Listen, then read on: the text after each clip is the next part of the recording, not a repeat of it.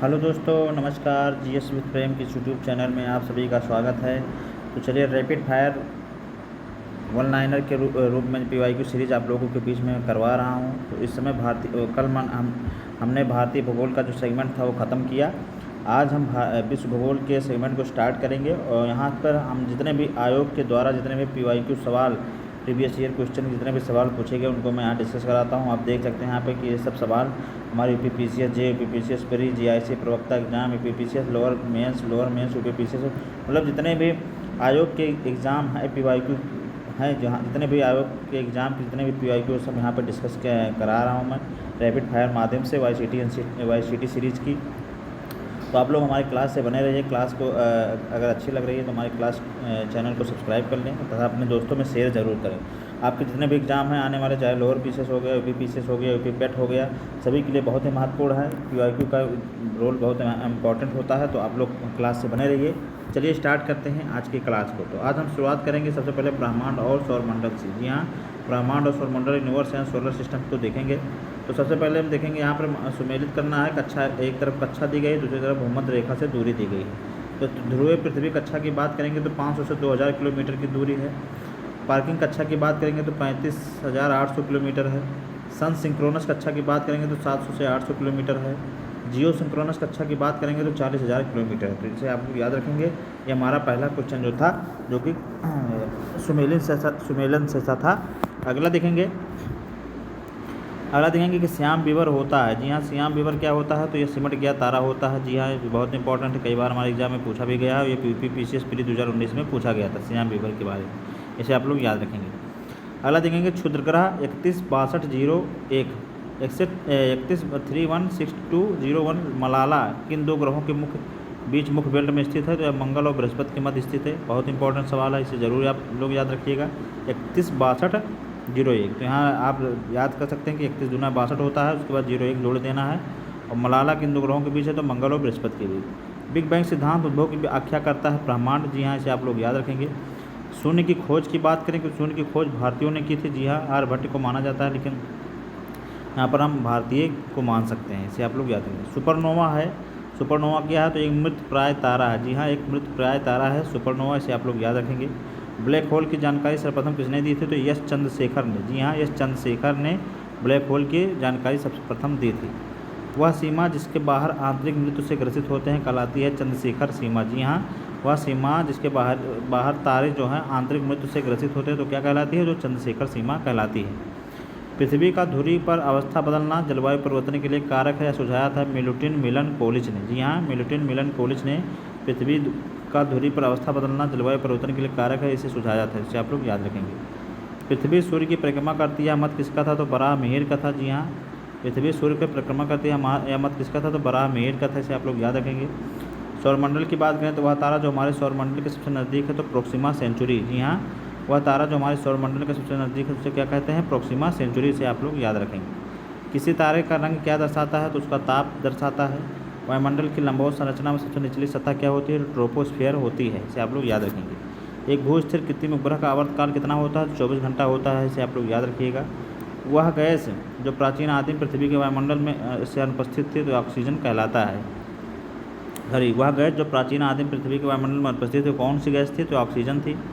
एक निश्चित आकृति में व्यवस्थित तारों का समूह क्या कहलाता है? तो नक्षत्र कहलाता है, इसे आप लोग याद रखेंगे। एक निश्चित आकृति में व्यवस्थित तारों का समूह क्या कहलाता है? नक्षत्र कहलाता है। एक भू उपग्रह अपनी कक्षा में निरंतर गति करता है, यह अपकेंद्र बल सेंट्रीपेटल प्रभाव से होता है तो प्राप्त होता है। पृथ्वी द्वारा उपग्रह पर लगने वाले गुरुत्वाकर्षण बल होता है। आकाशगंगा वर्गीकृत की गई है सर्पाकार गैलेक्सी के रूप में। जी हाँ, सर्पाकार गैलेक्सी के रूप में। इसके दिन की अवधि तथा इसके अक्ष पर झुकाव सन्निकटः पृथ्वी के ही समान है, यह सत्य है मंगल के बारे में। तो इसे आप लोग याद रखेंगे, किसके बारे में सत्य है? मंगल के बारे में। तारे अपनी ऊर्जा किससे प्राप्त करते हैं? तो नाभिकीय संलयन और गुरुत्वीय संकुचन से। जी हाँ, तारे अपनी ऊर्जा किससे प्राप्त करते हैं? नाभिकीय संलयन और गुरुत्वीय संकुचन से, इसे आप लोग याद रखेंगे। सौर परिवार का सबसे छोटा ग्रह बुध है। सौर परिवार का सबसे छोटा ग्रह कौन सा है? बुध है। सूर्य से पृथ्वी तक प्रकाश को आने में लगभग कितना समय लगता है? तो 8 मिनट लगता है। अंतरिक्ष यात्री आकाश का रंग दिखाई देता है काला। सूर्य के निकटतम ग्रह है बुध। ग्रहों का वह क्रम जिसमें ग्रहों की परिधियाँ सूर्य के निकटतम से प्रारंभ करते हुए स्थित होती हैं तो बुध, शुक्र, बृहस्पति और शनि। ग्रहों का सहीकरण, जिसमें ग्रहों की परिधियाँ सूर्य के निकटतम, तो सबसे निकट बुध है, उसके बाद शुक्र है, फिर बृहस्पति, शनि। तो ये इसका क्रम है, इसे आप लोग याद रखेंगे। अगला देखेंगे, चंद्रमा को जितनी सूर्य की रोशनी प्राप्त होती है उसका 7% परिवर्तित करता है। पृथ्वी द्वारा प्राप्त सूर्य की रोशनी का 35% खगोल भौतिक वैज्ञानिकों के अनुसार परिवर्तित होता है। ग्रहों का उनके आकार के आधार पर अवरोही क्रम है, बृहस्पति, पृथ्वी, मंगल और बुध है। बृहस्पति, पृथ्वी, मंगल और बुध है, तो इसे आप लोग याद रखेंगे। हमारे सौरमंडल में सबसे चमकदार ग्रह है शुक्र। समताप मंडल में पराबैंगनी किरणें कार्बन डाइऑक्साइड से क्रिया करके उत्पादन करती हैं ओजोन का, जिसे आप लोग याद रखेंगे। समताप मंडल में पराबैंगनी किरणें कार्बन डाइऑक्साइड से क्रिया करके उत्पादन किसका करती हैं, तो ओजोन का करती हैं, इसे आप लोग याद रखेंगे। सूर्य की ऊर्जा उत्पन्न होती है नाभिकीय संलयन के द्वारा, इसे आप लोग याद रखेंगे। न्यूक्लियर फ्यूजन के द्वारा सूर्य की ऊर्जा उत्पन्न होती है। सूर्य में न्यूक्लियर ईंधन होता है हाइड्रोजन। सूर्य में न्यूक्लियर ईंधन कौन सा होता है, हाइड्रोजन होता है। अंतरिक्षयान मैगलन कब भेजा गया था, शुक्र ग्रह पर भेजा गया था। जी हाँ, मैगलन शुक्र ग्रह पर भेजा गया था। पृथ्वी के अलावा अन्य ग्रह पर भी जीवन की संभावना है, क्योंकि यहाँ पर्यावरण जीवन के लिए बहुत अनुकूल है, तो यह मंगल ग्रह है, इसे आप लोग याद रखेंगे।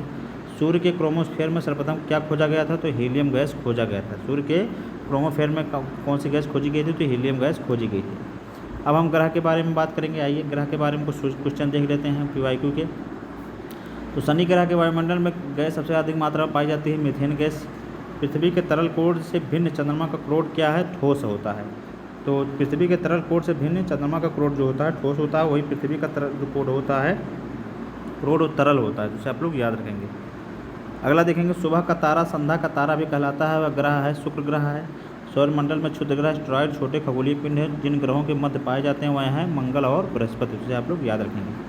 पृथ्वी की परिक्रमणीय धुरी सदा झुकी होती है, दीर्घवृत्तीय धुरी से 23.5 डिग्री, इसे भी आप लोग याद रखेंगे। पृथ्वी की जुड़वा बहन कहे जाने वाले ग्रह का क्या नाम है, तो शुक्र नाम है। वह ग्रह जो सबसे कम समय में सूर्य का चक्कर लगाती है, तो ये बुध ग्रह है। दो ग्रह जिसमें उपग्रह नहीं है वह कौन कौन से हैं, तो ये बुध और शुक्र हैं, जिसमें उपग्रह नहीं है। वह ग्रह जो पृथ्वी के सबसे निकटतम दूरी पर है, तो शुक्र ग्रह है, इसे आप लोग याद रखेंगे। पृथ्वी के परितः घूमने वाली कृत्रिम उपग्रह से बाहर गिराई गई गेंद पृथ्वी के परितः उपग्रह के समान आवर्तकाल के साथ उसी कक्षा में घूमती रहेगी, इसे आप लोग याद रखेंगे। ये हमारे किसी एग्जाम में पूछा गया था, UPSC प्री 1995 में पूछा गया, तो इसे आप लोग याद रखेंगे। ग्रहों के बारे में सत्य है, ये अप्रकाशमान होते हैं, चमकते भी हैं। ये सत्य है, ये अप्रकाशमान होते हैं और चमकते भी हैं, तो ये जो है ये सत्य है। दीर्घ रेडियो तरंगे पृथ्वी की सतह जिससे प्रवर्तित होती है उसे आयन मंडल कहा जाता है। पृथ्वी अपने कक्षा में लगभग 4400 किलोमीटर प्रति घंटा की गति से घूमती है। इस तेज़ गति को हम अनुभव क्यों नहीं करते हैं, क्योंकि पृथ्वी का गुरुत्वाकर्षण निरंतर हमें पृथ्वी के केंद्र की ओर खींचता है। तो ये हमारे एग्जाम बहुत इंपॉर्टेंट है, ये हमारे UPSC मेन GS में सेकंड पेपर 2013 में पूछा गया था। इसमें इसने पूछा है कि पृथ्वी जो हमारे अक्ष पर 4400 किलोमीटर प्रति घंटा की रफ्तार से घूम रही है, लेकिन हमें आभास क्यों नहीं होता है, क्योंकि इसलिए आभास नहीं होता है कि पृथ्वी का गुरुत्वाकर्षण निरंतर हमें पृथ्वी के केंद्र की ओर खींचता है, इसलिए हमें आभास नहीं होता है। पृथ्वी की कक्षीय गति जो है 1,07,208 किलोमीटर प्रति घंटा है, तथा पृथ्वी की अक्षीय गति 1600 किलोमीटर प्रति घंटा, इसे आप लोग याद रखेंगे। पृथ्वी के चुंबकीय क्षेत्र का कारण की बात करें तो भूक्रोड के अंदर की चक्र धाराएँ हैं। नासा के अनुसार मंगल ग्रह पर उपस्थित जीवन के अब तक पाए गए लक्षणों में सम्मिलित हैं जल, जिप्सम और मीथेन, तो इसे आप लोग याद रखेंगे। पृथ्वी के तरल अभ्यंतर से भिन्न चंद्रमा का अभ्यंतर श्यान द्रव है। पृथ्वी अवस्थित है शुक्र मंगल के मध्य स्थित है, यहाँ पृथ्वी कहाँ स्थित है, शुक्र और मंगल के मध्य स्थित है। टाइटन सबसे बड़ा चंद्रमा उपग्रह है जो शनि है, जिसे आप लोग याद रखेंगे। सूर्य की परिक्रमा में सर्वाधिक समय लेने वाला ग्रह है वरुण है, इसे आप लोग याद रखेंगे। पृथ्वी का वलय होता है सिलिकेट का बना होता है, इसे आप लोग याद रखेंगे। मीथेन जिसके वायुमंडल में उपस्थित है वह है बृहस्पति, इसे भी आप लोग याद रखिएगा। अब हम उपग्रह की बात करेंगे, उपग्रह से संबंधित कुछ सवाल उनको देखेंगे। वह नियम जो पृथ्वी के उपग्रह से जुड़ा हुआ है तो एक कैपलर का नियम है, इसे आप लोग याद रखेंगे। चंद्रमा पर वायुमंडल नहीं होने का कारण है इस पर गैस अणुओं का पलायन वेग उनके वर्ग माध्य मूल से कम होता है, इसे आप लोग याद रखेंगे। चंद्रमा से पृथ्वी की दूरी की बात करें तो 3,84,400 वर्ग किलोमीटर 3,84,400 किलोमीटर की दूरी है चंद्रमा से पृथ्वी की दूरी।